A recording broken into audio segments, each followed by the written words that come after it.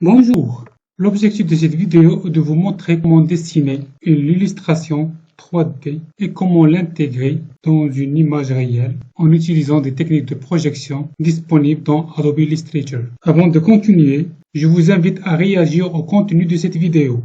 Postez dans les commentaires vos remarques, questions ou suggestions des sujets à traiter autour d'Adobe Illustrator. Je vous invite aussi à s'inscrire à ma chaîne YouTube. Cette vidéo est constituée de deux parties. La première partie sera consacrée au rappel des principales techniques de projection. Le même parallélépipède peut être dessiné de plusieurs manières selon la technique de projection utilisée.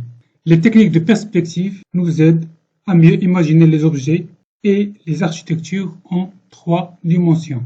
Dans la deuxième partie, nous dessinons un building, une illustration que nous allons intégrer dans un terrain, une image réelle, en utilisant des techniques de perspective pour assurer le maximum de réalisme. Allons-y. La projection permet de représenter de façon réaliste le monde par une image, nécessite d'aplatir ces 3 dimensions sur une surface plane. Il existe 3 types de familles de projection: parallèle, centrale et orthogonale. Nous commençons par la dernière. La projection orthogonale d'un objet en 3D sur différents plans, vue de gauche, vue de droite, vue de dessus, vue de face. Cette projection permet d'imaginer l'allure 3D de l'objet, mais il nécessite un spécialiste pour imaginer l'objet en 3D à partir de la projection orthogonale. Nous passons à la projection parallèle. Donc les lignes de projection sont parallèles. Les droites parallèles dans l'espace restent parallèles sur le plan. Les mesures des angles et des longueurs ne sont pas conservées. Pour le troisième type de projection, la projection centrale qui converge vers un point, avec un effet visuel qui donne l'aspect de profondeur plus ou moins réaliste, selon les paramètres choisis. Nous détaillons les perspectives parallèles. Il existe plusieurs variantes de perspectives parallèles. Nous détaillons les plus utilisées. La perspective cavalière, c'est l'une des plus anciennes méthodes de projection et qui est toujours utilisée. Nous prenons l'exemple du dessin d'un parallélépipède. On dessine une face de l'objet sur le plan. On construit les arêtes obliques à partir des sommets de cette face. Les arêtes ou bien les fouillantes doivent être parallèles entre elles et avoir un angle de profondeur d'environ 45 degrés. Cette projection introduit beaucoup de déformations. Nous passons à la perspective isométrique. Elle est très utilisée pour le dessin des pièces mécaniques et en architecture. Prenons toujours l'exemple des parallélépipèdes. On dessine une arête de l'objet sur le plan. On construit les fouillantes à partir des extrémités du segment de part et de l'autre de l'arête avec un angle de profondeur de 30 degrés. Les fouillantes qui se trouvent sur le même côté du segment doivent être parallèles entre elles. Une comparaison de quelques objets dessinés avec la perspective cavalière et avec la perspective isométrique. Vous voyez ici, on dessine la face de l'objet, puis les arête sur un angle de 45 degrés. Avec la perspective isométrique, on dessine une arête de l'objet sur le plan, puis les fouillantes sur un angle de 30 degrés. D'autres exemples, une pièce mécanique en perspective cavalière, une armoire et un autre dessin d'architecture. Les segments parallèles demeurent parallèles après la projection, comme vous voyez ici et ici. La projection parallèle fournit des mesures exactes, bien sûr avec un facteur d'échelle, mais l'inconvénient majeur reste la non prise en considération de l'éloignement, comme on a montré ici sur cette image-là. Les immeubles ont la même dimension, même si on change leur position. Nous passons à la démonstration sur Illustrator. Nous allons dessiner un parallélépipède. Commençons par un rectangle. Je bloque cet rectangle-là. Object Block Selection. Je dessine les fouillantes sur un angle de 45 degrés. Je clique sur Shift pour avoir un angle de 45 degrés. Glisser, déplacer avec Alt et Shift pour avoir une copie de cette arête. La même chose, Alt Shift. Une autre fois, Alt Shift, Object, Unlock All et je crée une copie de ce rectangle, toujours avec Alt-Shift. Je peux mettre en pointillé les segments cachés. Pour faire ça, je sélectionne ce rectangle-là, le rectangle de l'arrière. Avec le ciseau, je coupe ici et je coupe là. Et avec l'outil de sélection directe, je sélectionne ces trois segments, ce segment-là et celui-là. Stroke, Dashed Line, 6. Voilà le parallélépipède avec une vue en perspective cavalière. Maintenant, je peux le dessiner avec une perspective isométrique. Illustrator contient un outil qui nous permet de faire une projection isométrique. Je dessine un rectangle, effet, 3D, Extrude Bevel, Preview. Je choisis Wireframe avec une profondeur de 80 par exemple. Et je choisis ici Isometric Left. On a la possibilité de faire les projections orthogonales, front, back, right, top. Mais on s'intéresse pour l'instant à la projection isométrique, plus précisément isométrique left. Ok, donc voilà le parallélépipède avec la perspective cavalière et avec la perspective isométrique. Pour avoir plus de réalisme, en prenant en considération l'effet de l'éloignement des objets, il faut opter pour la projection centrale. Donc le cas des exemples ici, quelques images. Ces lignes parallèles en réalité convergent l'image vers un seul point. Le cas ici, le cas là, le cas ici. Donc ces lignes parallèles, normalement parallèles, convergent vers un seul point. Nous prenons cet exemple-là. Cette ligne s'appelle ligne d'horizon, en anglais horizon line. Elle se situe en face de nous, dans le champ de vision. C'est la ligne horizontale qui sépare en général la terre ou la mer du ciel. Elle se situe donc à hauteur de yeux, mais elle varie en fonction de la position du point de vue. Les fouillantes, ou bien les lignes fouillantes, en anglais convergence line or orthogonal, qui sont en réalité des lignes parallèles, convergent vers un seul point qui s'appelle point de fuite, en anglais vanishing point.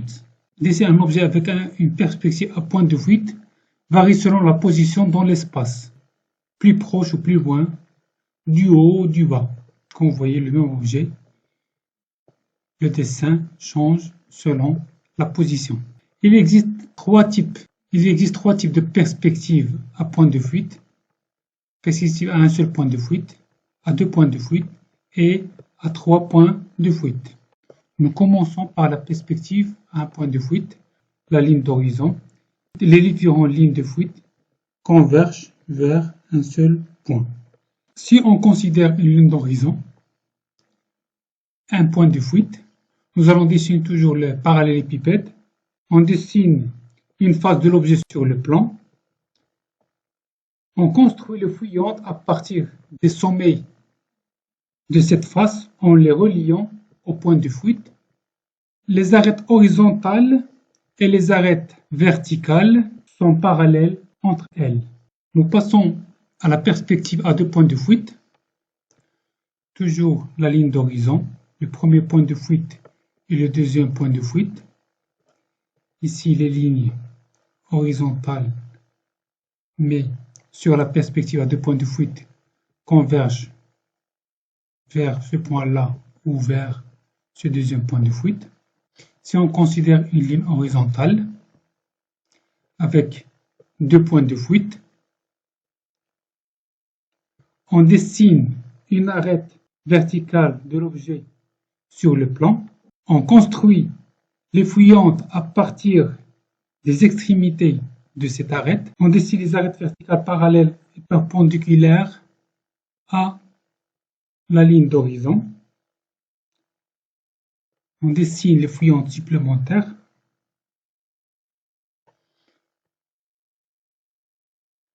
Pour obtenir à la fin le parallélépipède avec une projection à deux points de fuite. Seulement les arêtes verticales sont parallèles. Maintenant, nous passons à la perspective à 3 points de fuite. Premier point, deuxième point et le troisième point. Avec cette méthode, vous pouvez amener la caméra à regarder un objet du haut ou du bas en ajoutant simplement un troisième point de fuite au-dessus ou au-dessous des points de fuite de la perspective à 2 points. Le parallélépipède avec la perspective à 1 point, à 2 points et à 3 points de fuite. Le parallélépipède avec une projection orthogonale, avec une perspective cavalière, avec une perspective isométrique, avec une perspective à un point de fuite, centrale avec un point de fuite, perspective centrale à 2 points de fuite et perspective centrale à 3 points de fuite. En conclusion, les segments parallèles demeurent parallèles après projection. Les angles appartenant aux faces de l'objet qui sont parallèles au plan de projection sont conservés. Le cas ici, les angles sont sauvegardés, donc on voit ici 90 degrés. Moins réaliste, mais elle fournit des mesures exactes. Cette projection est très utilisée en architecture si on s'intéresse aux mesures. Le deuxième type de projection, la projection centrale, se rapproche du système visuel humain. La taille des objets varie en fonction de leur position. Les dimensions non conservées. Les segments de droite parallèles ne sont plus parallèles après projection. C'est le cas ici. Ces droites en rouge qui sont parallèles en réalité ne sont pas parallèles sur la projection. Nous passons à la deuxième partie de cette vidéo dans laquelle nous allons placer un building sur ce terrain. Nous observons qu'il y a une perspective à 2 points de fuite. Voilà le building qu'on va placer sur l'image. Sur Illustrator, nous plaçons l'image sur un calque et nous ajoutons un calque supplémentaire sur lequel nous allons tracer les fouillantes. Je trace une ligne ici, en rouge, une ligne ici, la ligne d'horizon. J'ajoute une deuxième ligne ici et une deuxième ligne là. Je mets la ligne d'horizon avec une autre couleur. Je reviens aux layers, j'ajoute un calque supplémentaire. Je désactive l'image pour laisser seulement les points de fuite et les lignes fouillantes. J'ajoute un layer supplémentaire que je vais le nommer Building, dans lequel on va tracer notre building. J'active Perspective Grid Tool. Je désactive les fouillantes. Comme vous voyez ici, sur cette perspective, il y a 3 plans. Un plan bleu, un plan orange et un plan horizontal vert. Le plan vert, le plan bleu et le plan orange. Le plan orange pour dessiner sur ce plan-là. Je clique sur ce plan-là bleu pour dessiner sur ce plan et je clique sur celui en bas pour dessiner sur le plan horizontal. Pour déplacer un objet, j'utilise Perspective Selection Tool. Je sélectionne l'objet et je peux le déplacer sur le plan.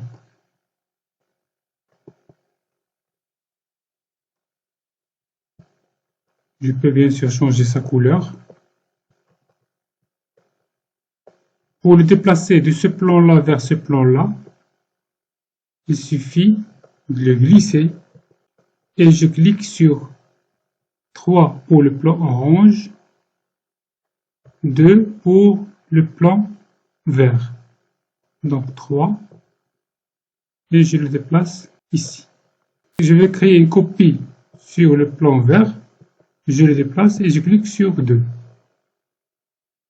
Alt pour créer une copie. Donc voilà les dessins sur les 3 plans. Si je vais revenir au plan de base, il suffit de cliquer à l'extérieur ici. Maintenant, si je trace un rectangle, je le trace directement sur le plan sans perspective. Pour désactiver la grille, je clique sur Alt-Shift-I. Une autre fois Alt-Shift-I pour la refaire apparaître. Illustrator gère les 3 types de perspectives. 1 point perspective, 2 point perspective et 3 point perspective. Nous nous intéressons à 2 point perspective. Donc, je sélectionne tout et je supprime. Et je reviens à notre exemple. Layers. J'affiche les fouillantes. Maintenant, je vais adapter cette grille-là à notre fenêtre. Donc, je bloque les fouillantes. Je choisis Perspective Grid Tool. Je prends ce point-là et je le déplace ici pour superposer notre grille aux lignes de fuite de notre image. Je déplace aussi ce point-là ici et je le déplace ici et ce point-là ici. Maintenant, la grille de perspective s'adapte à notre image. J'affiche l'image. Donc, comme vous voyez ici, la grille s'adapte à l'image. Layers, je désactive l'image. Je vais déplacer ce point-là ici. J'adapte notre building jusqu'à ce point-là et jusqu'à ce point ici. Je désactive l'image. Maintenant, je vais dessiner sur ces deux plans-là. Je désactive les fouillantes et je désactive la grille. Alt-Shift-I. Je dessine un rectangle. Object, Slip into Grid, Preview, nombre de colonnes, le Router. OK. Je sélectionne quelques-unes de manière éparpillée. Je trace un cadre avec une autre couleur. Bouton droit, Range, Send to Back. Je crée une copie de ce cadre avec Alt et Shift. Je change la couleur de celui-là et je mets par exemple ici une porte. Je réaffiche la grille, Alt-Shift-I. J'active Perspective Grid Tool. Je sélectionne celle-là. Je sélectionne le plan orange et je déplace ici. C'est bon. Je sélectionne le deuxième dessin. Je clique sur 1 pour déplacer vers le plan bleu. Je réajuste. Le voilà. Maintenant, je vais faire la terrasse avec le plan vert. Toujours un rectangle sur le plan vert avec une couleur différente. Je peux toujours ajuster pour avoir un dessin précis. Je n'ai pas ajouté de mur de terrasse. Je clique sur Alt pour créer une copie. Alt pour créer une copie. Puis je vais la mettre ici. Avec une couleur plus foncée. Et une autre ici avec une couleur aussi plus foncée. J'affiche l'image. Donc voilà notre building. Ctrl-Shift-I pour désactiver la grille. L'image de base et le building. Merci de réagir à cette vidéo et de poster vos commentaires. N'oubliez pas de s'inscrire à ma chaîne YouTube. Merci pour votre attention et à la prochaine vidéo.